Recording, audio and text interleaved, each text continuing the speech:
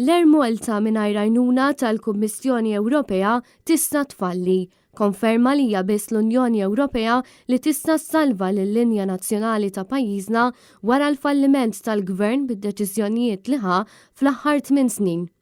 Hekk saħqet il-Gazzetta lillum wara intervista li saret mal-Ministru tal-Finanzi Clyde Caruana fejn saħaq li bejn wieħed u ieħor għas-sena 2022 l-Air Malta se tkun qed tagħmel telf ta' bejn 25 miljun u 30 miljun euro. Clyde Caruana ammetta li fl-Air Malta jrid isir ħafna xogħol filwaqt li kompla li din hija waħda mill-akbar uġigħ ta' ras illi għandu. Aktar kmieni dan ix-xahar il-ħaddiema tal-Air Malta baqgħu ma natawx serħan il-moħħ għaliex għadu ma ntlaħaq ebda qbil dwar il-linja nazzjonali tal-ajru, b'riżultat li diversi persuni li jaħdmu mal-istess kumpanija qed jissugraw li jitilfu xogħolhom.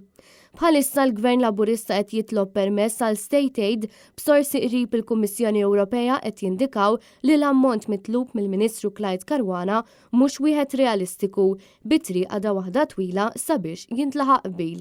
Dan ifisser aktar tħassib għal diversi impjegati tal-Linja Nazzjonali tal-Ajru bil-ħaddiema tal-Air Malta ilhom xhur jitolbu assigurazzjoni mill-Gvern iżda sorsi mill-qalba ta' din il-kumpanija qed jgħidu li ħsara li saret taħt il-Ministru Konrad Mizzi għadha tinħass sal-lum.